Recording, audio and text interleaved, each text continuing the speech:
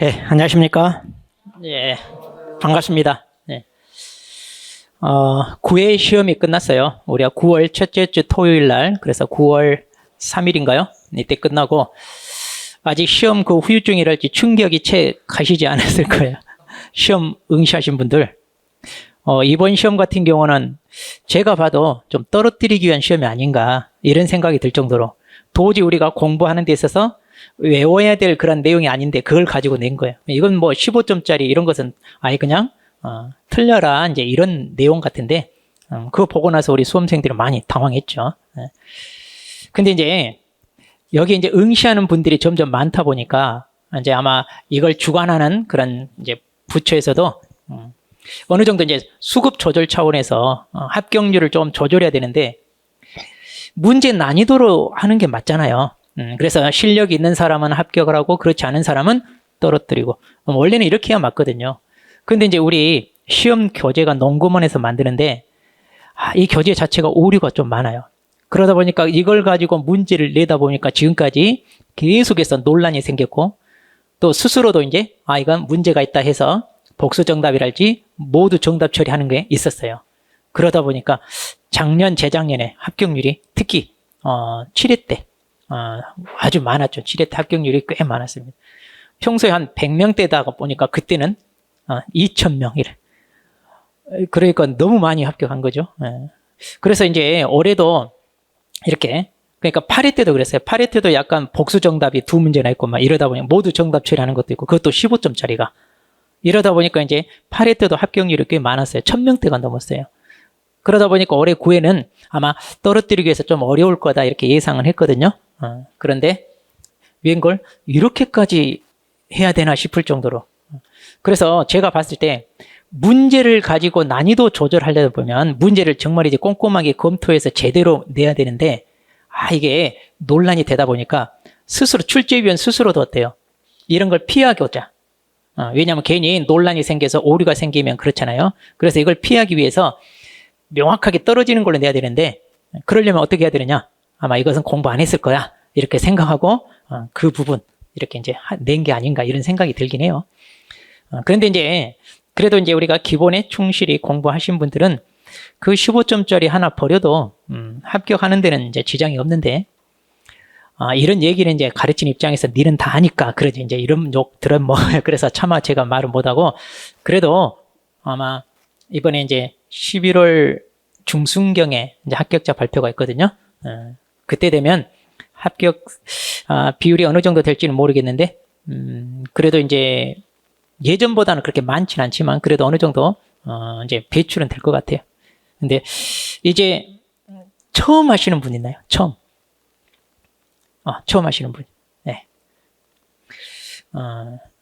어쨌든 이제 여러분들도 보통 이렇게 이 업종에 내가 관심을 가지고 한번 자격을 따봐야지 하신 분들 연령대가 보면 한 50대, 60대 이때가 제일 많아요. 실질적으로 응시 인원이 가장 많다 보니까 합격 인원도요 50대가 제일 많아요.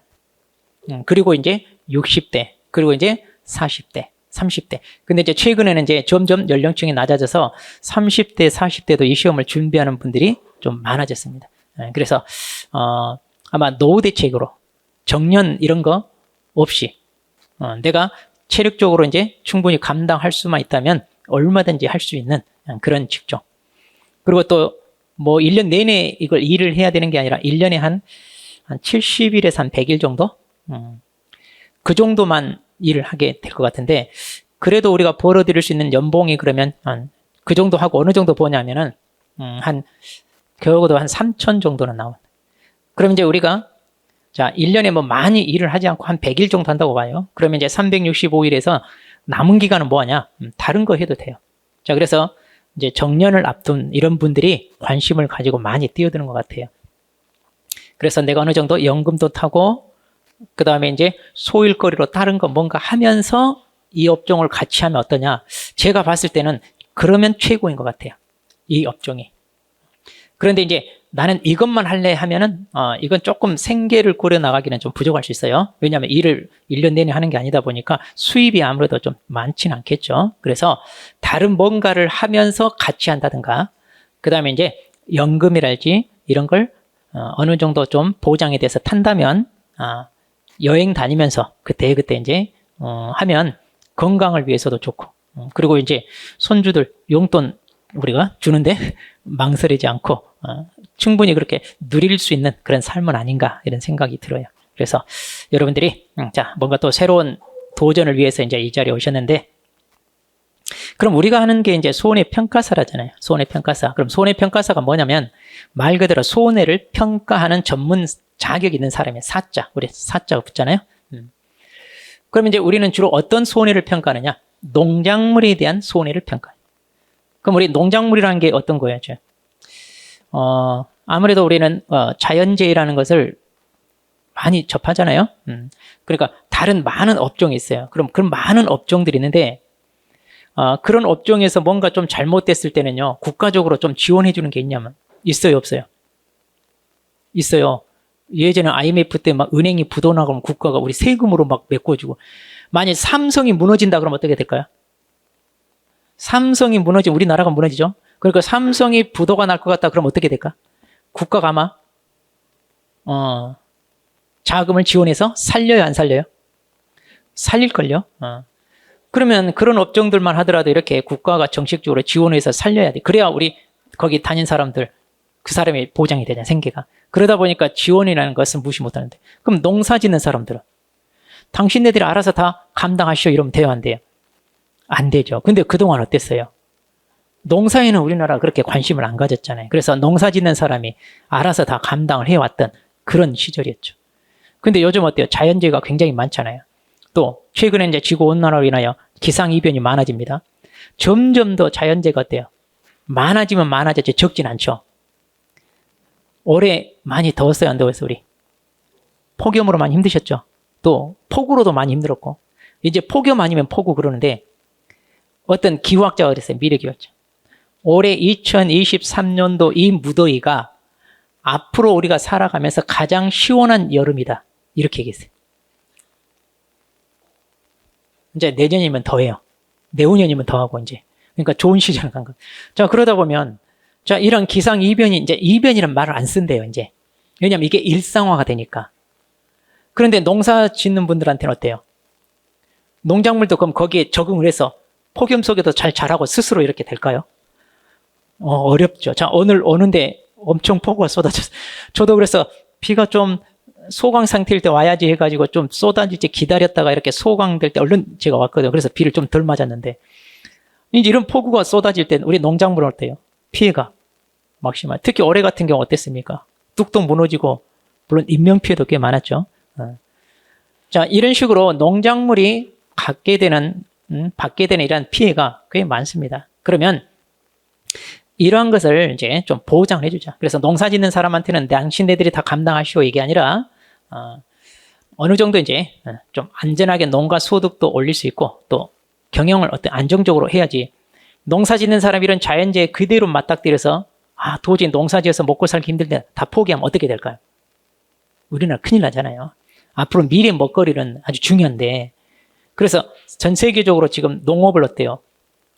이걸 좀 안정적으로 잘 어때? 끌어가기 위해서 굉장히 많은 정책적 지원을 많이 하는 그런 편이거든요. 자, 그런데 이제 농사 짓는 사람이 없어지면 안 되잖아요. 근데 우리나라는 지금 심각하죠. 그래서 농촌 인구가 거의 고령화되고 이제 일할 사람도 없다 그러는데 저도 시골 출신이거든요. 시골 섬 출신인데 거기 가면요. 아이 울음소리가 없어요. 진짜 어린애들 없어요. 제가 다닐 때만 해도 초등학교가 꽤 많았고 그러는데 지금 없어요. 지금 그렇게 돼 있거든요. 그리고 이제 요즘 젊은 사람들은 애들 교육시킨다고 다 이제 도시로 보내고 이러다 보니까 아이들이 없어요. 그래서 이제 노령화돼서 일할 사람이 없대요. 가끔 명절 때 시골 가잖아요. 논이나 밭, 농사를 안 지어서 황폐화되는 점점 다 잡초가 무성해지는 그런 논밭이 많아요. 그러니까 상당히 안타까운데 그래서 이제 농가 수입이 이렇게 줄어들고 고령화되는 이런 상황에서 이제 어때? 정책적으로 좀 지원을 해서 젊은 사람도 이제 귀농이나 귀촌을 해서 이것을 좀 살려보자 이런 게 많이 있잖아요. 근데 그걸로는 한계가 있죠. 그래서 직접적으로 농사를 짓는 사람이 이런 자연재해랄지 또는 조수해랄지 또 하우스 농사 짓는 사람들은 화재에 굉장히 취약하죠. 그러면 그런 재해로 인하여 손실을 입었을 때 뭔가 보상을 해줘야 되는데 국가가 그때그때마다 세금으로 한다는 건 어렵잖아요. 그래서 이제 이걸 보험이라고 하는 제도로 도입을 한 거죠. 이게 이제 농업재해보험이라고. 그럼 이제 농업재해보험에 가입한 그런 농가, 가입자들 대상으로 자연재해랄지 이런 걸로 인하여 피해가 발생했을 때 우리가 가서 현장에서 그 피해에 대한 손실에 대해서 어느 정도 피해가 발생했는지 평가를 하는 거예요. 그래서 이 피해 조사를 통하여 보험금을 얼마 지불해야 되느냐, 이거 우리가 하는 역할이에요. 자, 그래서 이제 아마 한 번 피해 조사하러 현장에 갈 때 수당으로 하루에 얼마 이런 식으로 받는 거예요. 그래서 평균 한 30에서 50만 원. 하루 일당. 그럼 이제 1년에 한 100일 정도 한다 그러면 대충 감이 나오죠. 적어도 꾸준히 일만 할 수만 있다면 한 3, 4천 원 이제 보장이 되죠. 100일 정도 일하고, 그리고 나머지는 다른 걸로 우리가 좀 할 수 있는, 소일거리 할 수 있는 그런 직업도 갖고 이러면, 그리고 연금도 탄다 그러면 괜찮지 않나 싶어요. 건강에도 좋고. 저도 가끔 그런 얘기 많이 해요. 이렇게 평가로 다니다가 괜찮은 데 있으면, 그런 우리 남자분들은 아마 로망이잖아요. 시골 한적항구에서 가서 농막이라도 짓고 우리가 노후를 보내자, 이런 거 굉장히 로망인데, 괜찮은 데 있으면 거기서 딱 눌러서 앉아 할 수도 있잖아요. 괜찮은 거 있으면. 그런 것도 어떤 거. 자, 괜찮지 않나 싶어요. 자, 그러면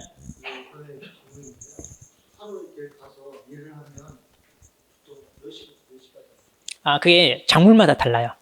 그러니까 조금 일찍 끝나는 작물이 있고, 또 피해 조사하는 게 많으면 한 5시까지 할 수도 있고, 아니면 뭐 오전에 끝나는 것도 있고. 그러니까 그 수당이 좀 다른 거예요. 시간에 따라. 그래서 한 30만 원 아니면 50만 원 뭐 이렇게. 예? 예, 다 정해져 있어요. 그거. 예. 자. 그건 그 통계는 이제 해마다 다르니까 이제 그거는 조금. 지금 점점 많이 하고 있어요, 지금. 예. 거기에 대한 통계는 아직 제가 여기 없는데, 자, 그러면 제가 이제 여기에서 여러분 궁금해하는 거, 지금 우리가 배우고자 하는 이 과목에 대해서도 이제 필요하지만, 이러한 제도가 어떻게 해서 나오게 됐는지, 그리고 왜 이러한 손해평가사가 필요한지, 자, 오리엔테이션으로 한번 같이 해보겠습니다. 자, 손해평가 제도 운영인데요. 여러분 교재에 같이 보셔도 돼요. 자, 우리 교재. 어디를 보시냐면, 자, 92페이지 보세요. 자, 이거 2차 1과목이에요. 1과목, 2과목 이렇게 나와 있는데, 1과목에, 자, 92페이지.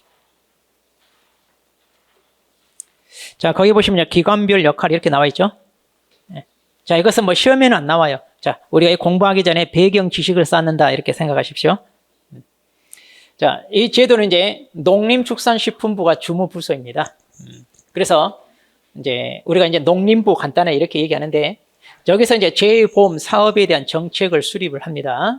보통 우리가 국가 또는 정부 이렇게 말했을 때 농림부를 가리킨다고 보시면 돼요. 정부 얘기했을 때. 그러면 이제 이런 정책적으로 이제 당연히 국가가 나서서 해야 되잖아요. 그래서 농림부가 이걸 담당 부서로서 정책 수립하고요. 사업 시행 지침도 마련하고요. 그리고 재해보험 사업에 대한 자금 지원도 한다 그러는데, 자, 여기서 자금을 지원한다는 얘기가 뭐냐면, 이 농업재해보험은 다른 일반 보험하고 좀 달라요. 다른 일반 보험 어때요? 우리 여러분들 생명보험이랄지 건강보험이랄지 뭐 이런 거 있죠.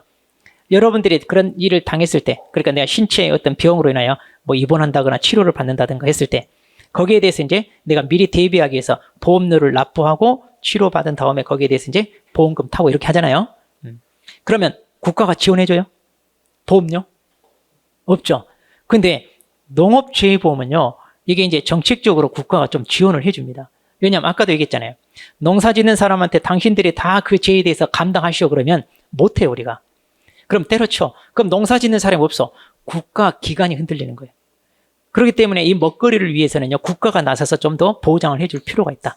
근데 그때 재해가 발생하면 국가가 만약 비용을 지원한다고 해요. 재건 비용을. 근데 어느 때는 피해가 막심하고, 그러니까 재해가 엄청나게 좀 크게 왔을 때, 그때는 예산이 없어서 지원을 못할 수도 있잖아요. 그러다 보니까 이제 예산을 편성하는 이런 것도 어려워요. 그래서 이제 이 보험 제도를 통하여 보험에 가입한 농가들 통계 자료가 나오잖아요. 그러면 거기에 대해서 보험료를 국가가 정책적으로 지원을 해줍니다. 그러면 진짜로 이런 지원이 필요한 사람들한테 직접적으로 어때요? 지원이 되는 거죠. 자, 그래서 이제 농업재해보험은 이렇게 정책보험이다 보니까 국가가 우리가 내야 될 보험료 일부를 지원해줍니다. 평균적으로 얼마? 보험료의 50%를 지원해줘요. 그러니까 괜찮은 거죠. 자, 그래서 어쨌든 이 농업재해보험은요, 정책적인 보험이라 이렇게 지원을 되는데, 자, 그럼 이제 주무부서가 이제 농림부인데, 농림부가 이거 직접 하지 않고요, 위탁을 해요. 맡겨요. 어디다가? 농업정책보험금융원이라고 있어요. 이걸 줄여서 이제 우리가 농금원 그래요. 농금 앞으로 이제 농금원 이런 말 많이 쓸 거예요. 그래서 이렇게 공공기관 하나 만들어서 야 니네가 알아서 관리해 해가지고 다 위탁을 해서 맡겼다 이 말이에요 지금. 자 그러면 여기서 이제 재해보험 사업 약정을 체결하는데 자 우리가 보험 사업하기 위한 사업자들 우리 보험회사 이러잖아요. 여기서 이제 보험회사 이렇게도 하고 아니면 보험자 이런 표현을 쓰는데 그럼 나 농업재해보험에 사업을 해보겠다. 그러면 여기 농금원하고 뭐야? 약정을 체결해서 하는 거예요. 근데 현재 농업재해보험은요. 예전에 초창기 맨 처음 이게 도입이 됐을 때는 민영보험회사랄지 이렇게 많이 뛰어들었어요. 그런데 하필이면 이 제도가 처음 시행되고 했을 때 그때가 1999년도인가 우리나라에 올가라는 태풍이 왔어요. 올가 혹시 기억나시나 모르겠어요. 피해가 막 심했어요. 인명피해도 장난 아니었어요. 그때. 보험회사가 간당연 다 부도나버려요. 첫 해에 이렇게 부도난 거야 다. 그래서 우리는 못하겠다 다 손 털어버리는 거예요. 그런데 이제 누군가 해야 되는데 어쩔 수 없잖아요. 그래서 야 니네가 총대 메고 해. 그래서 NH한테 농협손해보험한테 총대 메고 야 니네가 좀 해. 그래서 현재 농업재해보험은요 NH가 합니다. 다른 민영보험회사 없어요. 거기서 이제 총대 메고 다 하는 거예요. 자, 그래서 이제 여기서 관리기관이니까 그럼 보험사업 제대로 해야 되잖아요. 그래서 피해가 발생해서 평가를 했어요. 보험금이 제때제때 지급이 돼야 되는데, 야, 돈 없다. 보험금 못 줘. 이렇게 나오면 안 되잖아요. 그러니까 그런 거에 대한 관리, 점검을 다 여기서 하고요. 그리고 손해평가사 제도도요, 여기서 운영을 합니다. 그래서 이제 우리 손해평가사 시험 주관하는 데가 어디다? 농구만, 여기다. 이렇게 보시면 돼요. 그리고 이제 재해보험 상품 연구하고 보급하는 것들도 다 여기서 합니다. 그러면 자 여기 손해가 발생했을 때 이제 이걸 평가해서 이제 보험금 지급하는 이걸 이제 재해보험 사업자라고 그러는데 그럼 여기에 누가 하느냐? 아까도 얘기했죠? 현재 NH 손보. 그래서 여기와 서로 약정을 해요. 그래서 실질적으로 보험 사업은 누가 지금 NH가 하고 있습니다. 자 그러면 이제 NH가요 상품 개발도 하고 판매돼요. 여기서 이제 보험 상품이 뭐냐면 품목 얘기하는 거예요. 자, 올해는 마늘 상품에 대해서 보험을 가입을 받아주겠다. 내년에는 양파에 대해서 하겠다. 이런 식으로 해서 점점 이렇게 늘어나고 있어요. 현재 상품. 그리고 이제 손해평가를요, 자기네가 직접 하지 않고 이걸 맡겨요. 이제 조금 이따 나옵니다. 손해평가도 맡기고요. 그리고 이제 손해가 발생했을 때 이제 이 평가를 하게 되면 거기에서 이제 보험금 산출이 되겠죠. 그럼 이제 보험금을 지급하는 데가 바로 보험회사죠. 여기가 실질적인 말하자면 보험회사 가리킨다 보시면 돼요. 그리고 이제 손해평가인을 운용하는 데가 이제 여기 사업자인데, 즉 NH 손보 농협인데, 그럼 손해평가인은 뭐예요? 하는데, 자 이것도 조금 이따 얘기할게요. 그러니까 지금 간단히 얘기하자면 우리가 손해평가사라고 하는 자격증 제도가 도입된 지 이제 얼마예요? 올해 9회잖아요. 9회 시험. 내년이 10회. 얼마 안 됐어요. 그런데 이 보험 제도는 그 전 2001년도부터 도입이 됐어요. 그럼 2001년부터 벌써 지금 20 몇 년 지났잖아요. 23년이잖아요, 벌써. 그러면 이 평가사 제도가 없을 때는 그럼 누가 평가를 했겠냐요? 이 사람들이 했다는 얘기, 이 사람. 평가사가 아니라 손해평가인. 그럼 손해평가인은 어떤 사람이냐? 자, 농협에서요. 그 지역에서 해당 품목에 대해서 농사를 지은 지 오랜 경험 있는 사람들 있죠. 그런 사람들이 아무래도 그 작물에 대해서 잘 알 거 아니에요. 또 농협에서 이런 보험 업무에 종사했던 사람들. 이제 정년퇴임하고 나와. 그럼 이제 그런 사람들한테 이런 걸 맡겼어요. 그러니까 이제 어떻게 보면 전문 자격이 없이 주먹구구식으로 이제 알던 경험치로 이제 말하자면 평가를 했던 사람들이 손해평가인이죠. 근데 이제 초창기는 이 사람들이 어때요? 많죠. 꽤 지금도 많이 있을 거 아니에요. 그런데 이제 문제는 제대로 이렇게 평가에 대한 공부를 했을까 못했을까요? 못했죠. 이런 지식이 없을 거 아니에요. 그러다 보니까 제대로 평가가 안 이루어집니다. 그러다 보니까 이제 안 되겠다. 전문 지식을 갖춘 사람한테 맡겨야지 해서 손해평가사 제도가 도입이 된 거예요. 근데 이제 그걸 너무 늦게 이제 도입을 한 거죠. 그래서 지금 이제 구회 시험 봤을 정도로. 근데 이제 이런 사람들이 많이 배출이 돼서 평가를 해야 되는데 문제는 이 평가인 이 사람들이 어때요? 자기 기득권을 지키기 위해서 놔줘요, 안 놔줘요? 쉽게 안 놔주죠. 그래서 지금 이게 약간 알력이 있어요. 기존의 평가인하고 이제 새롭게 평가사 자격을 취득한 사람과 조금 그런 게 있는데 이것도 이제 앞으로 해결해야 될 문제이긴 합니다. 자, 그러면 이렇게 평가 제도가 이렇게 이제 운영이 되는데요. 자, 그러면 이제 농업재해보험에 대해서 우리가 살펴볼 건데요. 자, 농업재해보험은요, 크게 농작물재해보험과 가축재해보험으로 나눠집니다. 자, 그래서 이제 이걸 묶어서 이제 우리가 농업재해보험 그러는데, 실질적으로 이제 도입은요, 가축이 더 먼저 됐어요.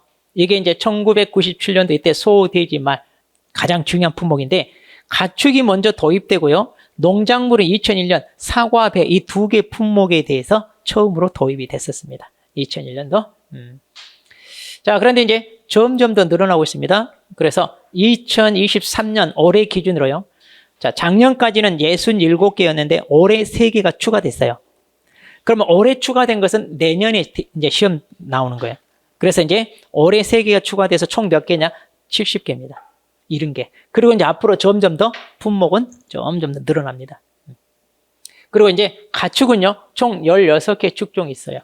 그래서 소, 돼지, 말 있고요. 가금 있죠. 닭, 오리, 꿩 이런 거. 그리고 이제 사슴, 양, 토끼 뭐 이렇게 쭉 있습니다. 그렇게 해서 총 16개가 있습니다.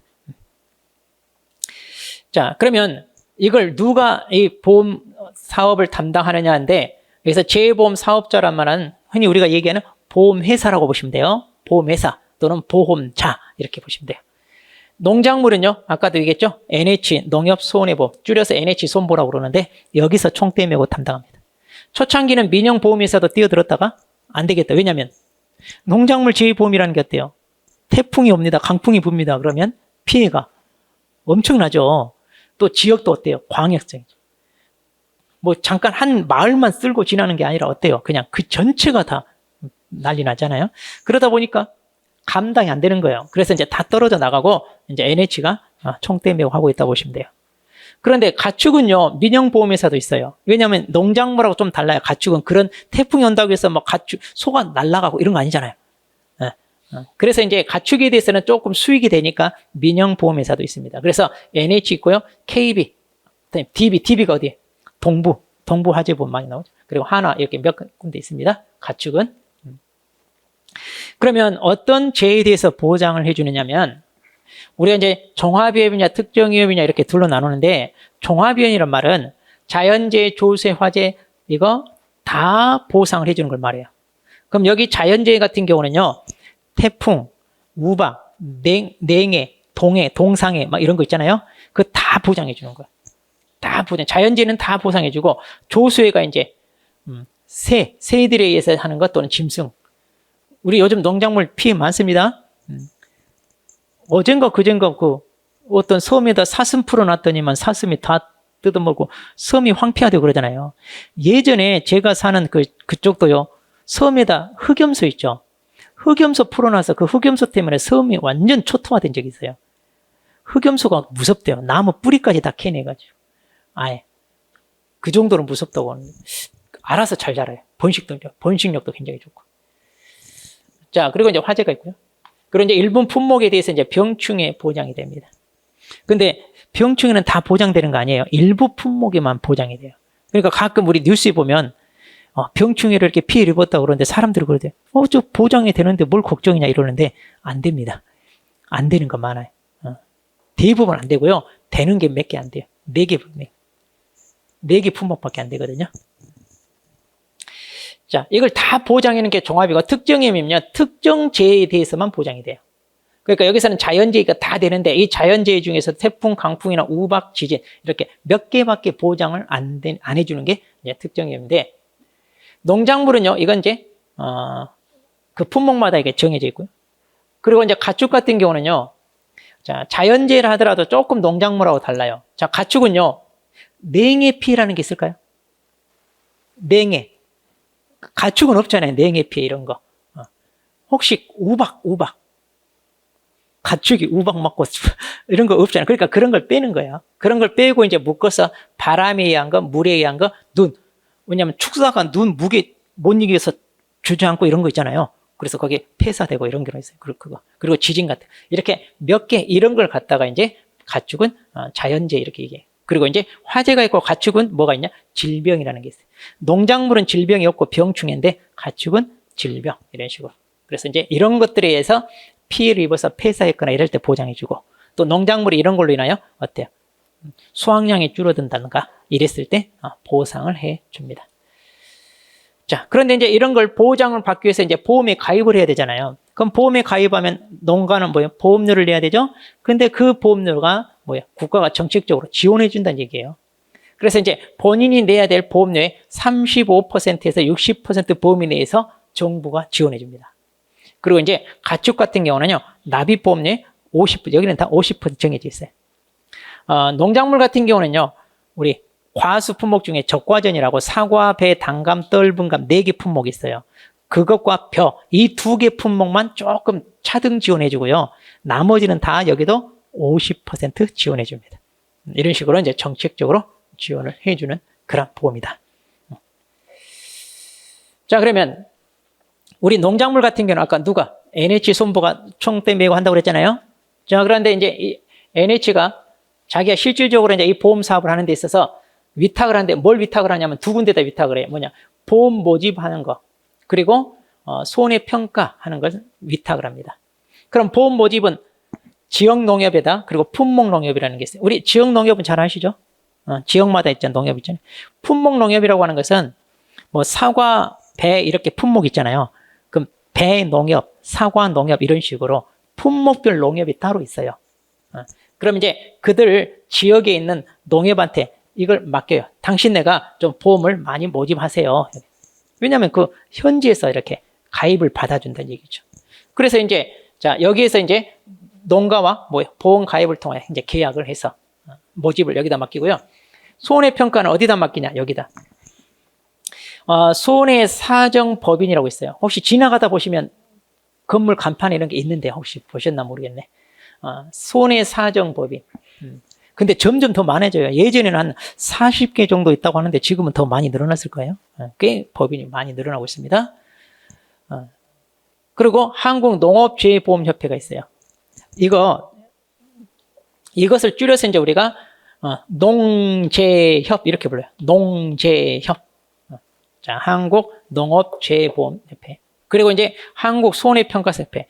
여러분들이 이제 학교 가면 여기 가입해도 되고 여기 해도 되는데 한국농업재해보험협회 여기가 아까 얘기했던 우리 손해평가인이라고 했죠. 손해평가인 그들이 이제 많이 가입돼 있고 이제 그들로부터 이제 차별화해서 우리는 자격 딴 사람이다. 그래서 이제 평가사 협회가 만들어지고 이제 이게 이제 출범을 했죠. 그래서 이제 대부분 이제 우리가 평가사 협회 여기 이제 한국손해평가사 협회 그래서 줄여서 한손협 이렇게. 그럼 자 여러분들이 진로를 어떻게 하느냐? 여기 세 군데를 갈 수 있어요. 특히 젊은 사람들은 이렇게 법인에 취직합니다. 그러면 이제 일명 회사원처럼 일하는 거예요. 개인 사업자들이 운영하냐? 아니, 우리 법인은 많잖아요. 손해사정법인은. 혹시 손해사정사라고 들어보셨어요? 손해사정사. 그 자격 취득한 사람들이 이제 그 운영하는 거예요. 개인 사업자들이잖아요, 이거. 그래서 손해사정사 같은 경우는 자격증이 4개로 세분화되어 있어요. 그래서 손해사정사. 그러니까 손해평가사 제도가 없을 때 이때 손해사정사 이들도 평가했어요. 그리고 손해평가인도 하고요. 그러면 손해사정사 같은 경우는 우리가 신체사정사 시험 따로 봐야 되고 재물 따로 차량, 자동차 그리고 이거 다 할 수 있는 종합해가지고 총 4개로 돼 있어요. 근데 여기에서 재물에 대한 손해사정사가 손해평가를 한 거죠. 근데 그 사람들이 농작물에 대해서 알아요? 모르죠. 제대로 배우지 않았죠. 이건 전혀 달라요, 과목 내용이. 근데 평가할 사람이 없다 보니까 그래서 그 재물 손해사정사 이들이 평가를 한 거예요. 그런데 지금도 하고 있어요. 그럼 그 사람도 어떻게 해야 돼요, 우리가? 퇴출시키고 우리가 해야 되잖아요. 지금 그 싸움 중에 있어. 근데 기득권을 쉽게 놓을까요? 자기는 해왔는데. 그러다 보니까 아직 알력이 좀 생겨. 그래서 최근에 아까 손해평가인 있잖아요. 이들과 손해사정사. 그럼 니네들도 하려면 자격 따고 해라 이거예요. 그러면 되잖아요. 근데 이제 자격 없이 했는데 따려고 하면 이게 쉽지 않잖아요, 시험에. 그래서 이제 조금 팁을 주는데 뭐냐. 1차는 면제 준다. 1차. 그래도 안 해요. 그래서 아직도 알력이 좀 있습니다. 자, 그래서 이제 여기에다가 맡겼어, 이제. 그럼 만일 여러분들이, 자, 만일 손해평가사 협회, 만일 회원으로 가입합니다. 이거 가입을 해야 됩니다. 그러면 손해평가사 협회가 전국 지부가 있어요. 서울, 경기, 서울 지부, 경기 지부, 전라북도 지부, 전라남도 지부, 뭐 이런 식으로. 그러면 이제 나는 경기도에 가입하고 싶다. 그럼 경기도 지부에 가입을 해. 그럼 경기도 지부에 가입한 손해평가사들이 쭉 있을 거 아니에요? 그러면 이거 평가를요, 순번으로 배정을 해줍니다. 순번으로. 만약 200명이 가입됐다. 그럼 순번으로 배정해요. 그러니까 이거 영업을 할 필요가 없어요. 그리고 남녀 차별 없습니다. 순번대로 가는 거예요. 근데 다시 이제 끝나면 다시 또 순번대로 돌아오고 이렇게. 그러니까 자기 순번 때 나가서 일하면 돼요. 그래서 영업도 필요 없고 이게요, 보장이 되는 거예요, 말하자면. 그렇게 해서 가요. 자, 그렇게 해서 이제 여기에서 이제 평가를 이제 누가 하느냐? 손해사정사, 손해평가인, 손해평가사 이제 이들이 하는데, 우리는 이제 손해평가사 자격을 취득해서 이제 이걸로 앞으로 바뀌어야 돼. 이들은 이제 손을 떼야 맞아요. 왜냐하면 이들은 이렇게 농작물이랄지 가축이랄지 재보험에 대한 이런 지식이 없는데 경험치로 이제 이렇게 평가를 한다는 얘기인데 제대로 하냐? 제대로 못해요. 그래서 현장에서도 조금 말도 많고 그러는데 물론 이제 경험이 오래된 사람, 잘한 사람은 잘하기도 하겠지만 그래도 이제 자격이 있어야 되겠죠.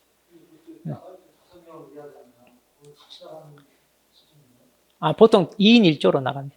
2인 1조.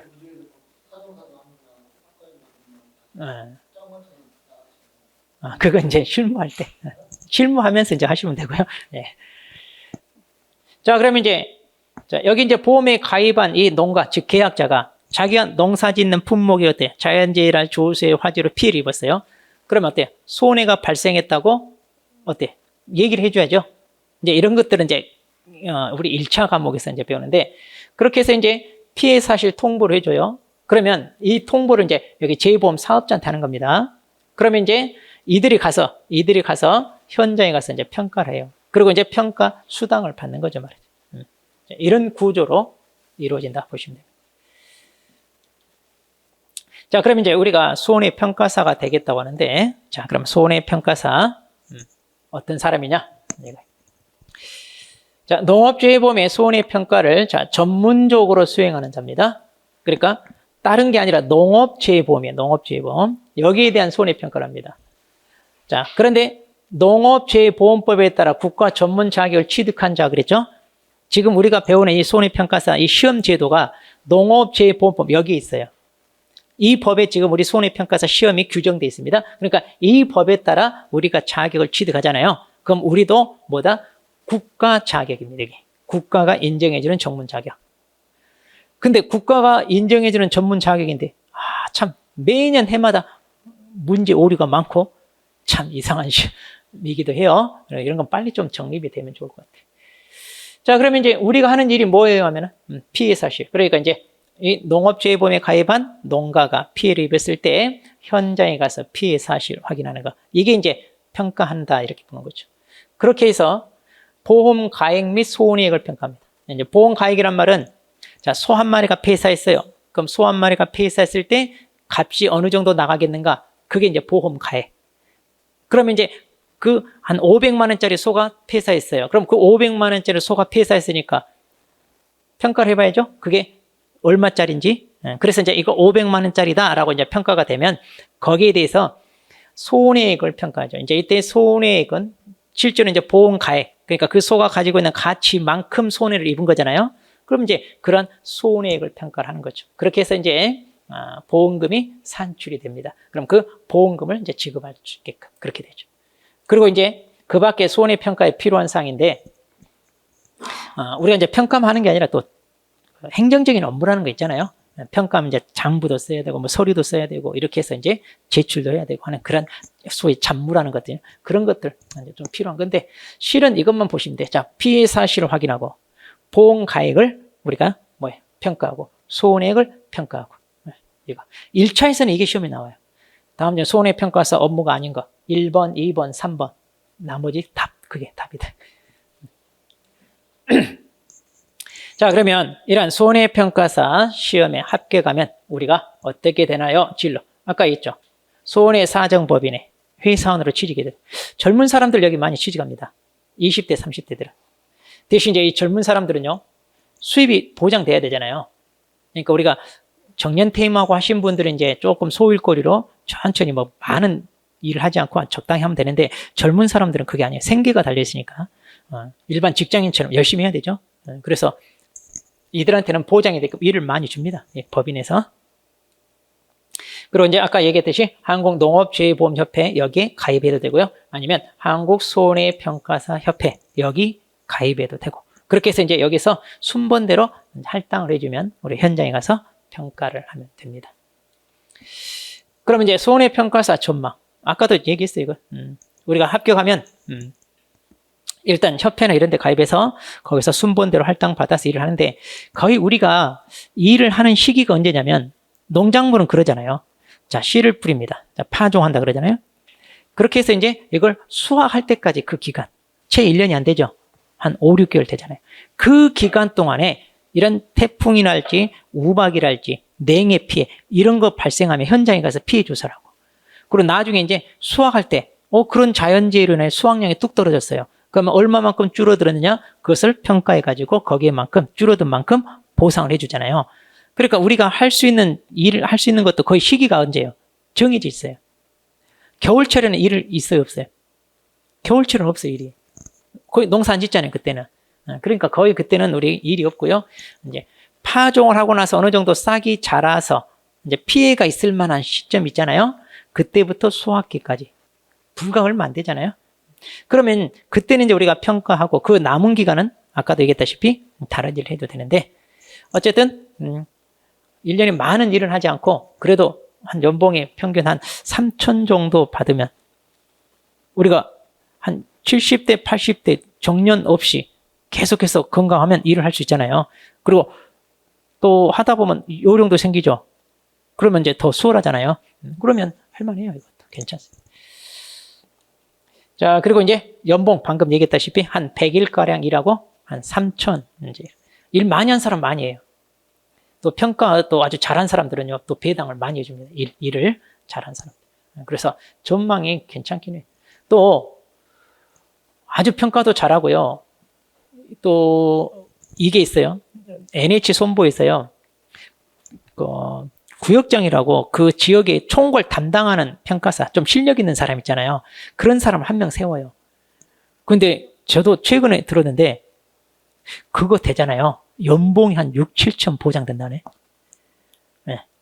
저 1년에 한 6개월 정도만 일하면 된대. 그러니까 이제 막 합격한 손해평가사 있잖아요. 그런 사람들 교육도 시키고 현장에 데리고 와서 이제 요령도 가르쳐주고 이런 거 해야 되는 사람인데 그것도 괜찮은 것 같아요. 제가 아는 사람도 그거 하겠다고 지금. 근데 괜찮은 것 같아요. 자, 그럼 우리 손해평가사 시험에 대해서 우리 살펴보도록 하겠습니다. 자, 먼저 응시 자격인데요. 1차는 학력, 성별, 연령, 국적 제한 없습니다. 자, 한마디로 누구나 본다 이거예요. 1차 시험. 그리고 이제 2차는요. 1차 합격자와 1차 시험 면제자가 있어요. 아까 말했듯이 면제자가 누구냐? 손해평가인, 그리고 손해사정사. 이런 사람들 면제해 주는 게 있어요. 이런 내용을 아마 여러분 1차 과목에서 제2과목인 농업재해보험법령 있죠? 거기에서 다 다룹니다. 자, 그리고 이제 시험 과목. 자, 우리 1차 과목 3개 있는 거 아시죠? 아직 1차 한 번도 안 했구나. 이번 토요일 날 하나요? 자, 1과목이 상법보험편이고요. 2과목이 농업재해보험법령이 있어요. 물론 이제 여기에 농림부 고시로 나와 있는 손해평가 요령이라는 게 있어요. 거기가 이제 또 추가되고요. 그리고 이제 3과목이 재배학, 원예, 작물학 이렇게 되어 있습니다. 1과목이나 2과목은 법령 내용만 제대로 알아도 거의 고득점 나오고요. 이제 이게 조금 힘들어요. 이게 이제 농학개론이라고 이제 농대, 농업대 이렇게 다니신 분, 맨 처음에 배운 농학개론 책 있다면 두꺼워요. 거기서 추려서 만든 게 이거예요. 그러니까 분량이 실은 하려면 한도 엄청나요, 이게. 그래서 꽈락이 여기서 많이 나오는데 이것도 다 요령이 있어요. 이거 다 하려고 하지 말고 어느 정도 이제 상식선에서 풀어도 맞출 수 있는 게 있어요. 그러니까 여러분들이 지금 이거요. 문제 풀라고 해도 한 30점은 나올걸요. 이거 대충 상식으로 이거 답인 것 같아. 그럼 맞아요. 그 답이에요. 그래서 이제 암기해야 될 것만 조금만 암기하면 말하자면 꽈락만 넘길 정도만 되면 돼요. 그러면 여기에서 점수를 보태서 우리가 평균 60 넘을 수 있습니다. 일단 오지선다가 아니라 사지선다예요. 그러니까 오지선다보다 훨씬 쉽습니다. 사지선다가. 그런 이제 과목별 25문제인데 시간은 90분. 그러니까 5분씩 더 줘요. 5분씩. 그러니까 30분, 30분, 30분 그래서. 거의 그 풀면요. 시간 남아요. 한 2, 30분 남아요. 엎드려 자다가 일어나서 답안지 내고 나오고 그래요. 좀 빨리 끝났으면 싶어요. 그래서 이제 우리 1차는 그렇게 비중이 없어요. 그래서 우리가 2차 공부를 같이 하는 거예요. 지금. 실은 2차가 중요하니까. 그럼 2차는요. 2과목입니다. 제가 이제 1과목을 담당합니다.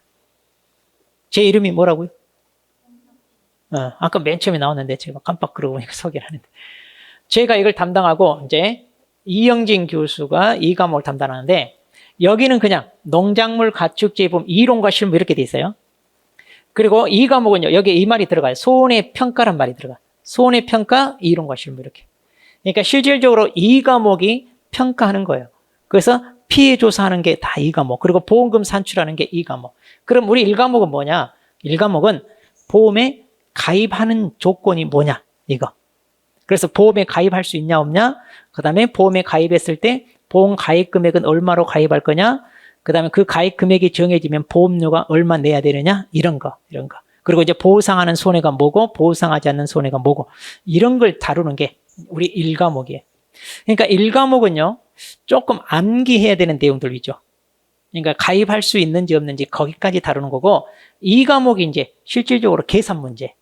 그러니까 여러분들 아마 2과목이 조금 부담이 느껴질 수 있어요. 계산 문제니까. 근데 이것도 계산은 그거예요. 처음에 할 때는 어려워요.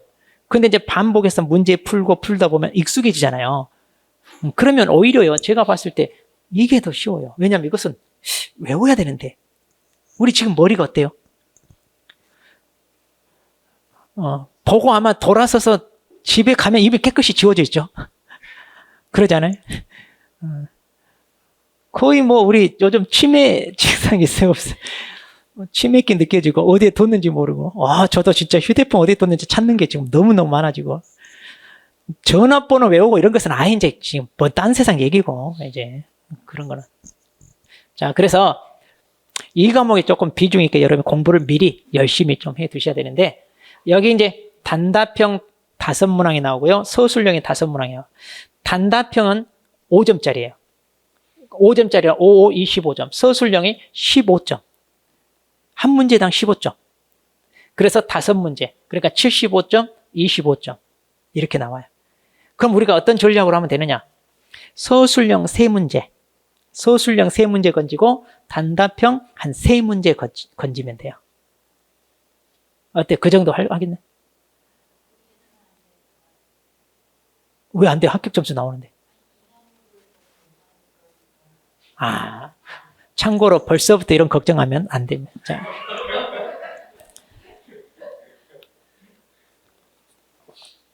우리 사람들이 그러잖아요. 자기도 모르게 굉장히 부정적인 마인드가 우리 자리 잡고 있어요. 여러분 살면서 긍정적인 마인드로 살아야 되는데 한번 여러분 스스로 한번 봐보세요. 혹시 남들 전화할 때 한번 봐보세요. 내가 뭔가 문제가 필요해. 뭔가 이거 필요해서 빌리고 싶어. 그럼 거기 전화되고 뭐라고 하는 줄 아세요? 야, 너 그거 없지? 이래요. 내가 그걸 필요해서 빌리는데 야, 너 그거 없지? 이런다니까. 있냐고 물어봐야지. 한번 봐보세요. 한번 들어보세요. 제가 봤을 때 거의 90% 이상이 다 그렇게 물어봐요. 다 부정적인 마인드예요.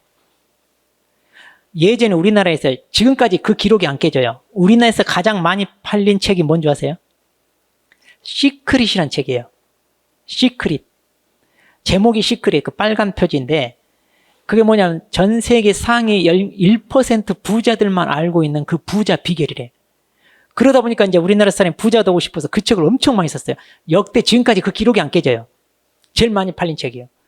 저도 그래서 부자 되고 싶어서가 아니라 이게 왜 인기 있나 한번 그거 궁금해서 저도 한번 사서 봤어요. 그거 보고 나서 바로 저는 쓰레기통에 버렸어요. 이것은 책꽂이에 꽂아놓을 가치도 없다 생각해서 버렸어요. 그 책에서 하는 얘기가 뭔지 아세요? 간단해. 긍정적 마인드. 딱 그거 하나예요. 내가 할 수 있다 이렇게 생각하잖아요. 그러면 뭐라고 되냐면 온 우주의 기운이 나를 도와서 할 수 있게 만들어준다 그 말이에요. 예전에 최순실이가 이거 비슷한 말 했어요. 기억나세요? 그 책 보고 얘기한 것 같아 내가 봤을 때. 온 우주의 기운이 도와준다 그 말이 거기서 나와요. 그래서 우리 그 알라딘의 요술 램프 만지면 지니가 나와서 다 도와주잖아요. 그것처럼 할 수 있다 긍정적인 마인드만 가지면. 근데 안 된다 그러면 뭐라고 하느냐? 온 우주가 도와서 예 주인님 안 되게끔 도와드리겠습니다. 이런데 자 그러니까 이제 부정적인 마인드 버리고 긍정적 그 정도 맞추면 돼. 그러니까 똑같아. 1과목도 그러고 2과목도 그러고 서술형 3문제. 그러니까 3문제는 확실히 맞출 수 있게끔 공부하고 물론 이제 다른 것도 맞춰야죠. 이왕할 거면. 그런데 3문제 건질 정도만 하면 되고 그리고 단답형은 몇 개? 여기도 한 3개. 그러면 우리 60 넘잖아요. 그런 전략으로 하면 돼요. 그러니까 아예 어려운 거, 손도 못 대기 어렵다? 특히 올해 9회 같은데 그런 건 버려도 된다니까요. 그거 푸느라고 고민할 필요 없어요. 오히려 그런 문제 나오면 좋아요. 왜? 그 풀 시간 전략하니까. 버릴 거 확실히 구분되잖아요. 그럼 그런 건 버리고 나머지를 계산해서 푸는데 제가 봤을 때 우리 나머지 그럼 4문제는 어땠냐? 다 풀 수 있는 문제였어요. 우리 수업 시간에 다 했던 거고. 공식만 대입하면 다 답 나오는 거였어요. 근데 이제 수험생 입장에서는 어렵게 느껴질 수도 있는데. 자, 이렇게 해서 이제 우리가 1차, 2차인데, 2차 중점적으로 공부하셔야 됩니다. 그리고 1차가 올해처럼 6월 둘째 주인데 보통 이제 6월 첫째 주, 둘째 주 볼 거예요. 그러면 1차는 수업 시간에 듣는 걸로 이렇게 끝냈어요. 예습 복습할 필요 없어요. 수업 시간에 듣는 걸로 끝내고 그리고 시험을 앞두고 한 5월 정도에 가서 이제 좀 집중적으로 암기할 거 숫자랄지 법조문 있잖아요. 그거 하면 돼요. 그럼 1차는 거의 다 합격해. 어떤 사람은 나 일주일 공부해서 나 89점, 90점 맞았다 이런 말 해요. 진짜인지 아닌지 모르겠지만 어쨌든 그런 얘기 하더라고. 근데 저는 안 믿죠. 이제 해보면 알겠지만. 자, 그래서 그때 가서 그 정도만 해도요, 1차는 돼요. 그래서 공부할 때 여러분 2차에 좀 치중해서요, 같이 끝내세요. 그러니까 내년 또 9월 아마 첫째 주에 볼 건데, 같이 끝내면 돼. 같이. 그래서 2차 공부를 또 중점해 두세요. 자, 그러면 최근 6개년 합격 현황 한번 살펴보겠습니다. 여기 봐보세요. 지금 21년도 7회잖아요. 7회 때 합격 인원 2,000명 나왔어요. 이때 문제 오류가 너무 많이 나왔어요. 모두 정답, 복수 정답이 막 15점짜리 두 문제 막 이렇게 넘어버려요. 그럼 거의 합격이죠, 사람들이. 이때 오류가 나요. 다 원래 129명, 153, 500, 이때 조금 더 많았어요. 이때. 그러다가, 이때. 응시 인원이 폭발적으로 확 늘었잖아요. 그러다 보니까 많았죠. 근데 이제 점점 많아지고 있어요. 이때는요, 문제 오류 때문에. 그리고 8회 때도 문제 오류가 있었어요. 이거 복수 정답 되고 그랬어요. 15점짜리가. 모두 정답 처리되고. 그래서 이렇게 많았어요. 그 바람에 이제 올해 좀 수급 조절 차원에서 어렵게 낸다 이런 말이 나왔는데, 이제 아직 여기는 11월 달에 발표는 하니까 없고요. 1차만 놓고 보면 1차 보세요. 합격률이 다 어때요? 다 70% 넘잖아요. 거의 그러니까 1차는 거의 합격한다고 보시면 돼요. 그러니까 그래도 한 20, 30% 안 되는데 왜 안 되느냐? 원서 접수만 해놓고 시험장 안 가는 분들이 있어요. 그 사람들이 여기 차지한다고, 떨어뜨렸다고 하면 돼요. 대부분 시험 보러 가신 분들은 대부분 합격합니다. 1차. 그러니까 여러분 어디에 신경 써야 돼요? 2차요. 6.7 이렇게 보세요. 2차에 치중해야 돼, 조금. 그러면 이 정도 합격률인데 이거 합격할 수 있나요? 아까도 얘기했다시피 원서 접수해놓고 안 가는 사람이 많아요. 그리고 우리 2차는요 어때요? 올해 1차 합격하면 내년에 한 번 더 유예가 되잖아요. 그래서 이제 그 다음에 넘어가니까 이제 조금 시험장 안 가는 분들이 좀 있고 그러거든요. 그래서 이제 조금 이렇게. 그리고 이제 8회 이제 그럼 우리가 9회인데 9회는 아직 통계 자료가 없으니까 8회 걸로 한번 정리해 보자면 이게요. 1차 과목 같은 경우입니다. 9회는 1차가 나왔으니까 이거 보세요. 합격률이 이렇게 많이 나오죠. 그래서 10,000명 이렇게 점점 늘어났죠. 숫자가 점점 늘어나고 있어요. 이번에 합격 많이 했어요. 제가 봤을 때 이번에 9회 1차 시험은 좀 쉽게 나왔더라고요. 굉장히 평이하게 나왔어요. 이번에. 그래서 합격률이 거의 80% 가까이 나옵니다. 자, 근데 이제 1차는 별 의미가 없고요. 이제 2차가 중요합니다. 자, 9회는 아직 합격이 발표 안 됐으니까. 자, 합격률이 지금 보세요. 응시생이 총 몇 명이면 9,000명 되잖아요. 9,000명. 그런데 거기에서 이제 1,000명 정도 합격했는데 한 11.27%입니다. 이것만 놓고 보면 그렇게 많지는 않죠. 많지는 않은데 여러분이라면 이제 충분히 내가 지금부터 열심히 준비하면 합격하는데 크게 어려움은 없습니다. 그리고 연령대, 과연 누가 합격할까? 자, 보세요. 50대가 가장 많아요. 지금 8회 때 기준입니다. 8회 때. 그러면 9회 때도 그럴 거예요. 이번 발표가 안 나왔지만 50대가 응시 연령이 가장 많아요. 많으니까 합격 많이 했어. 그리고 60대도 이렇게 하잖아요. 60대. 그럼 여러분 지금 아마 여기에 걸려있죠. 보니까 평균 연령대가, 그리고 뭐 여기보다 더 젊으신 분도 보이는데, 자, 남들도 다 이때 합격하잖아요? 그러니까 여러분도 어때요? 합격할 수 있다, 없다? 있죠? 다 여기에 걸리잖아요, 여기. 자, 여기에 걸리니까 얼마든지 합격할 수 있는. 이제 지금 이것도 계속 늘어나고 있어요. 20대, 30대에서 점점 많이 늘고 있습니다. 그리고 40대도 점점 늘어나고 있고요. 그 다음, 성별. 여성분들도 꽤 높아요, 이게. 아까도 얘기했다시피 남녀 차별 없습니다. 회사나 직장 다니면 남녀 임금 차별 세잖아요. 근데 여기는 없어요. 똑같은 수준. 그리고 영업도 필요 없어요. 똑같이 기회가 균등하게 배당이 됩니다. 그러니까 의외로 여성분들도 괜찮은 직종 될 수가 있습니다. 자, 그럼 이제 제가 담당하는 우리 2차 1과목 문제 보겠습니다. 자, 목차를 봐보세요. 여러분 맨 앞으로 가서 목차.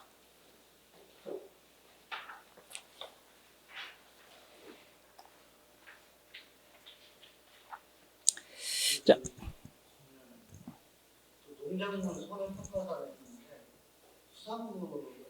아직은 없어요. 네. 이제 그 곧 될 거예요. 그 곧 된다고. 자, 제 1장의 보험의 이해인데 이게 7회까지는 없었어요. 8회부터 도입이 됐어요. 그래서 이제 우리가 적어도 농작물 재보험 그러잖아요. 그럼 보험업계에 종사하는 사람이 보험에 대한 기본 지식도 없어서 되겠냐. 그래서 이제 이게 도입이 됐어요. 근데 이제 이거 도입되는데 우리 1차 과목에서 상법 보험편 있죠. 거기서 배운 내용이 거의 중복돼요. 그래서 이제 원래는 이게 보험 사정사 하는 분 있잖아요. 손해사정사. 손해사정사 하는 분들이 그 과목의 보험 사정이론이라고 있는데 거기서 배우는 걸 가지고 이렇게 짜집기 해가지고 여기다 집어넣는 것 같아. 그래서 보면 문장도 매끄럽지도 않고 뭐 거기에 인용한 교재도 보면 2014년 지금 벌써 10년 전 책을 인용해 놓고 조금 그러긴 한데 어쨌든 이것도 이제 그냥 가볍게 보시면 되고. 그리고 이제 농업재해보험은 그러니까 여기서는 전체 보험이고 여기는 이제 농업재해보험에서만 조금 다루는 내용이고요. 그리고 이제 농작물재해보험 제도인데 여기가 이제 우리가 배워야 될 주 내용이 여기서 다 담겨 있습니다. 그리고 이제 가축재. 그게 이제 우리는 이 두 가지 배운다고 보시면 돼요. 자, 그래서 이제 여기서 주로 이제 다루는 게 뭐냐? 우리 2차 1과목 내용이 이거예요. 자, 여기 농작물재해보험 중에 크게 두 파트예요. 품목별 이제 상품 구성이 있고 그 다음에 이제 계약 관리 파트 이렇게 둘로 나누는데 품목 있잖아요. 우리 아까 말했듯이 이제 자, 과수 품목, 논작물, 밭작물, 그다음에 원예 시설 이런 식으로 품목이 있고요. 그다음에 이들 품목에 대해서 보상하는 손해냐, 보상하지 않는 손해냐. 그리고 보험 기간. 뭐든지 보험 기간 내에 발생한 손해에 대해서 보상을 해 주는 거잖아요. 그래서 보험 기간이 있고 그다음에 가입 금액이 얼마냐. 그리고 보험료가 얼마고 보험금의 산출 어떻게 해서 이제 지급이 되느냐. 그럼 이제 자기 부담 비율이라는 게 있어요. 그러니까 이제 손해액이 얼마 안 돼. 그러면 손해액이 한 10만 원이야. 그러면 그 손해 평가로 평가사가 현장에 가면 수당이 50만 원이야. 배보다 배꼽이 커. 그럼 어떻게 될까? 보험료를 더 내야 되겠죠. 보험회사가 믿지고 장사하지 않잖아요. 그러니까 그런 경우는 보험 제도에 의미가 없어요. 그러니까 이 정도는 내가 부담할래요. 이게 자기 부담이에요. 우리 자동차나 이런 것도 그러지 않아요? 자기 부담 있죠? 그런 것처럼. 여기도 이제 그런 게 있어요. 그리고 이제 특별약관. 원래 이제 주계약에서 보장해 주는 게 있고, 우리 특약으로 보상해 주는 거 있잖아요. 우리 건강보험도 그러죠. 주계약에서 보장해 주는 게 있고, 이제 입원 특약, 뭐 골절 특약 그러잖아요. 특약으로 보험료를 추가로 더 내야 보상해 주는 거 똑같아요. 여기. 자, 이게 이제 주 내용이고, 그 다음 여기. 이제 보험도 가입할 수 있는 지역이 있는데, 우리 농작물 어때요? 풍토랄지 기후 조건이랄지 이게 맞아야 잘 자라는 지역이 있잖아요. 그러다 보니까 그 지역의 특산물 이런 말이 나오죠. 그게 맞아야. 그러다 보니까 이제 가입할 수 있는 지역이 있고 그렇지 않은 지역이 있고 구분되고 그래요. 그리고 이제 보험 가입할 수 있는 자기 아무나 가입하는 게 아니에요. 나는 전문으로 농사 짓는 사람입니다. 해가지고 농업경영체에 등록을 하게 돼 있어요. 그래서 이제 이 사람은 농사를 지어서 수입을 얻는 사람입니다. 이제 이런 게 입증이 되어야 가입할 수 있고 그러거든요. 그리고 이제 인수제한 목적물이 있어요. 그러니까 너무 소량으로 농사를 짓는다든가 또 보험회사 입장에서는 뻔히 피해가 보여요. 그럼 이거 받아주겠어, 안 받아주겠어요? 안 받아주겠죠. 그러니까 상습 침수 구역이랄지 또는 어때요? 통상적인 영농 활동도 하지 않고 내버려 둔 그런 것은 받아주겠어요? 알아서 커라 이런 거 받아주겠냐고요. 그러면 이제 병충해 피해랄지 또는 수확량이 현저히 떨어지는데 그런 것은 안 받아주거든요. 그래서 인수 제한이 되는 것 이런 것들이 있습니다. 이건 이제 우리가 다 정리할 건데 그래서 이제 이 내용을 우리가 배우는 게 1과목 내용입니다. 물론 이제 가축도 이제 물론 있습니다만은 이렇게 그렇게 해서 이제 시험이 주로 어디서 나오냐면 여기에서 이제 자 보세요. 이제 조금 이따 그거 보여드릴게요. 그러면 방금 봤던 이제 품목이 어떻게 됩니까? 근데 이렇게 돼 있어요. 우리는 과수작물, 논작물, 밭작물, 원예시설 그리고 버섯도 이제 있고요. 그리고 가축 있고 이렇게 그렇게 해서 적과전 위험이라고 해서 4개 품목이 있는 게 있거든요. 이제 이것은 적과를 하는 품목이다 이거야. 적과. 적과가 우리가 뭐 열매 속기라고 그러죠. 과일 나무는 어때? 해걸이라는 게 있잖아요. 한 해 많이 열리고 한 해 적게 열리고 그러다 보니까 이제 일정하게 해마다 수익을 얻기 위해서 적당히 속과 줘야죠. 너무 많이 달닥달닥 붙어 있으면 뭐 크기도 좀 안 좋고 맛도 별로고 그러잖아요. 그래서 그런 작업을 하는 과일과 그렇지 않은 과일 그리고 논작물, 밭작물 이렇게 쭉 이거 이제 우리가 앞으로 배워 나갈 겁니다. 이건 나중에 제가 도표로 해서 이제 이 해당 파트 할 때 제가 나눠줄 거예요. 이거는. 그러면 방금 봤던 이 작물별로 어떻게 출제가 되느냐인데 자 지금 이렇게 쭉 우리가 목차에서 봤던 거 있죠. 목차. 그럼 목차 다시 한번 보시면 7회 때까지는 볼 필요 없어요. 우리 8회부터 조금 교재가 새롭게 바뀌어서 보험 이론이 들어온 거거든요. 그 전까지는 업무 방법서 이런 말을 썼어요. 그런데 이제 8회부터는 이론서라고 해가지고 조금 이름을 좀 달리 부르는데 자 8회 때 이렇게 출제됐어요. 자 보험 이론에서 이제 5점짜리가 2문제 그리고 여기 5점짜리 한 문제 여기 5점짜리 한 문제 그리고 이제 적과전 여기서부터 이제 중요한 파트라 15점짜리가 여기서 주로 나와요.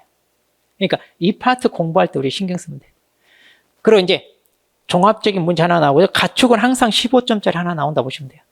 그래서 출제 비중이 이게 조금 가축이 한 25%? 그러니까 20에서 한 25% 어떨 때는 가축도 5점짜리 하나가 더 나오기도 해요. 그리고 이제 주로 농작물 파트가 많이 나옵니다. 그런데 이제 이번 9회 때는요.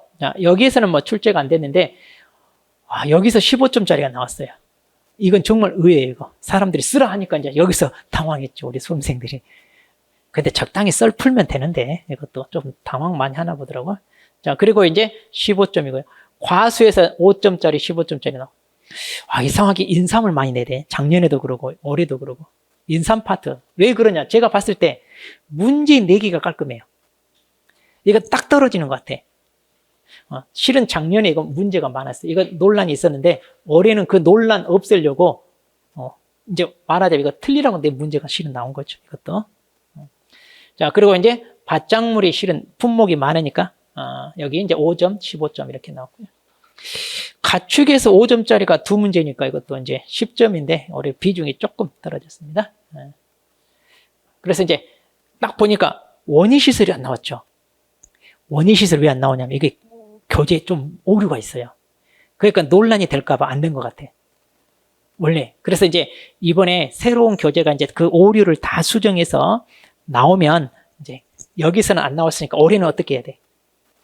이 부분 신경 써야 돼. 여기는 무조건 15점짜리 나온다고 보시면 돼요. 그리고 15점짜리 내기 좋아요, 실은. 그 파트가 있어요. 자, 그렇게 해서, 그리고 이제 논작물도 안 나왔는데, 논작물이 가장 많이, 벼가 우리나라에 가장 중요하잖아요. 그래서 벼가 가장 많이 가입돼 있고 그러거든요. 제일 중요하니까 이거 나와야 되는데 안 나왔어요. 어쨌든, 여기. 그러니까 대충 보면, 여기랄지, 여기에서 출제가 될 것이 뻔히 보이거든요. 그럼 이 파트에서 우리가 15점짜리 2개, 5점짜리 2개는 거의 건지고 들어가는 거예요, 지금. 내년 시험에는. 그러니까 부담 없어요. 자, 그러면 이제 우리 앞으로 이제 어떻게 이제 강의를 진행할 거냐. 자, 10월부터 12월 우리 3개월간은 이제 기초 입문 과정입니다. 그래서 여러분이 지금 가지고 있는 이 교재로 이제 가장 기본적인 개념, 전체적인 윤곽을 잡도록 하고요. 그리고 이제 1월부터 3월 또 여기도 3개월 과정을 할 겁니다. 3개월 과정으로 이제 전체적인 내용을 전반적으로 이제 정리할 거예요. 그래서 우리가 이제 기출문제 풀 수 있을 정도로 이제 프린트 자료를 통하여 계속해서 문제도 풀어보고 이렇게 할 겁니다. 그리고 이제 4월, 5월인데요. 보통 한 2월 말, 3월, 늦어도 3월 말, 작년에는 4월 말이었는데 4월 정도 되면 이제 새로운 교재가 나와요. 왜 새로운 교재가 나오냐면 작년에 없던 품목이 들어온다고 그랬잖아요. 그럼 그런 내용이 새로 들어와요. 그리고 이제 약관 이런 게 바뀐 내용이랄지 개정된 거 있잖아요. 또 추가된 이런 게 이제 교재에 들어와요. 그러면 이때 이제 아마 새로운 교재가 나올 거예요. 그렇게 많이 바뀌진 않아요. 한 20% 정도? 그러면 이제 그 교재 가지고 이제 추가로 또 공부하고 이제 외워야 될 것 외우고 이렇게 해서 이제 끝낸 다음에 우리가 6, 7월 달에 이제 문제풀이 합니다. 문제풀이 이제 2개월 과정으로 하고요. 그리고 마지막 8월 한 달은 이제 동형 모의고사. 실전처럼 이제 우리가 모의고사를 보고 이제 시험 볼 때 이제 실전처럼 그래서 답안지도 작성해보고 시간 안배도 해보고 이런 거 다 연습해서 9월 달에 시험장 갈 수 있게끔 이렇게 할 거예요. 자, 제가 좋아하는 말이 자, 행운은 준비와 기회를 만났을 때. 여러분 다 뭐요? 행운 얻고 싶잖아요. 다 대부분 물론 부자 되고 싶어요. 그런데 그런 얘기가 있어요. 혹시 여러분도 그럴 거예요. 자, 사람은 살다 보면 평생에 이렇게 부자가 될 수 있는, 그러니까 크게 성공할 수 있는 기회가 한 3번은 찾아온다 이런 말을 해요.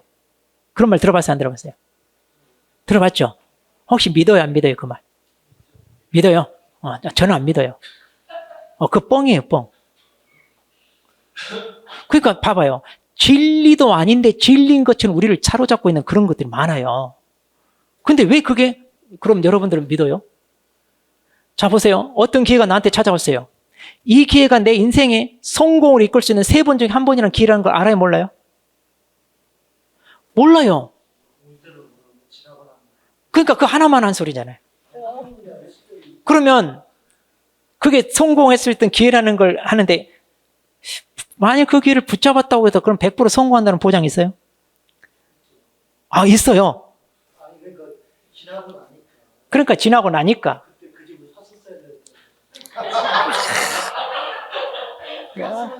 그런 거예요. 물론 이제 그런데요. 그러니까 보세요. 그때 잡았으면 내가 집을 샀으면 막 집값이 2배, 3배로 뛰니까 부자 됐겠죠. 근데 왜 못 잡았을까요? 아니요, 돈이 없어가 아니야. 돈이 없으면 빌려서라도 샀죠. 아니, 그렇게 3배, 4배 뛰는데 수단 방법 안 가리고 샀어야죠. 아니요. 제가 얘기하고 싶은 거 이거. 얘기 안 돼 있는 거예요. 준비가 되었다. 그럼 말 그대로 그런 집값을 뛰는 것에 의해서 내가 부자가 되고 싶다. 그럼 어느 정도 집을 살 수 있는 계약금 정도는 마련해야 하지 않잖아요. 그 마련해야 되잖아요. 그렇죠. 그러니까요. 제가 하고 싶은 거는 잡고 싶어도 잡을 수 있으려면 뭐가 준비가 되어 있어야 된다는 얘기예요. 그러니까 어떤 기회가 찾아와도 내가 준비가 되어 있지 않으면 꼭 그게 돈이 아니에요. 거기에 대한 지식이라도 있어야 돼요. 그런데 그게 없으면 이게 기회인지도 모른다니까요. 그러니까 결국은 준비되어 있지 않으면 못 잡는 거예요. 그 다음 기회란 기회는 다 잡으세요. 그래야 그중에 나를 성공으로 이끌 수 있는 하나의 기회가 있을 수 있는 거예요. 그러니까 성공할 수 있는 기회가 3번 찾아온다. 저는 그 말 안 믿어요. 그냥 기회란 기회는 다 잡으세요. 그 기회를 잡다 보니까 내가 성공한 거예요. 그리고 그 말 한 사람은 자기가 성공했으니까 그 말이에요. 그러지 않아요? 그러니까 그건 진리가 아니에요. 그러니까 여러분, 자, 나한테 행운이 찾아오기를 가만히 앉아서 기다리는 거 아니에요. 하다못해 그 우스갯소리 있잖아요. 하나님한테 저 로또 복권 당첨되게 기도하라고 했는데 30년을 기도했는데 하나님 응답을 안 해줬잖아요. 그러니까 하나님 욕하고 있는데 하나님이 하도 화가 나가지고 인간으로 변신해서 쫓아와가지고 그놈 뒤통수를 세게 때리면서 야, 이 자식아 복권을 사라 그랬잖아요. 당첨되고 싶으면 사야 되잖아요. 사지도 않고 당첨되기를 바라는 거예요. 그건과 똑같은 거예요. 자, 그래서 여러분 성공하고 싶으면 준비하는데 이 공부도 여러분한테 찾아올 수 있는 기회가 될 수 있어요. 내가 단순히 손해평가사 자격 따는 거 아니요, 이건 아닐 수 있어요. 이 공부를 통해 내가 보지 못했던 어떤 새로운 기회를 볼 수가 있는 거예요. 그래서 이 공부를 통하여 여러분들이 어떤 길이 앞에 펼쳐질지 몰라요. 그러면 그런 찾아올 수 있는 기회들을 잡을 수 있는 그런 준비가 되는 시간이 되었으면 좋겠어요. 그러면 여러분도 앞으로 남은 생에 좀 좋은 결과로 우리가 성공할 수 있는 그런 꽃을 피울 수 있지 않나 이렇게 생각이 됩니다. 그래서 저는요, 이 나이에 뭔가 배운다는 거 쉽지 않잖아요. 이게 정말 좋은 거예요. 그렇지 않아요? 그러니까 여러분한테도 이 공부할 수 있다는 거 이것도 엄청난 기회예요. 자, 지금 채 1년은 안 됩니다. 그렇지만 따지고 보면 1년이죠. 그럼 우리 이 1년이 그냥 1년인가요? 여러분 자 보세요. 40대 50대 1년하고 10대 20대 1년하고 같아요? 다르죠. 40대 50대는 우리 인생의 황금기예요. 이걸 돈으로 한 사람은 수천만 원이에요. 그 수천만 원을 여러분은 기회비용으로 버리고 지금 이 자리에 온 거예요. 그냥 보내면 안 돼요. 그러니까 내가 공부하기로 마음 먹었다면 앞으로 주어지는 1년이라는 시간 절대로 헛되이 보내지 마시고 최선을 다하세요. 그리고 이렇게 주어진 기회 그냥 버리지 마세요. 이 공부하는 것도 기회고 이 공부하는 것 자체를 통해 또 새로운 기회를 창출할 수도 있고 그래서 여러분이 선택이 결코 헛되지 않는다는 걸 스스로 입증할 수 있게끔 한번 열심히 해보도록 할. 자, 그러면 오리엔테이션 여기서 마치고 잠깐 쉬었다가 이제 내용 들어갈게요. 네.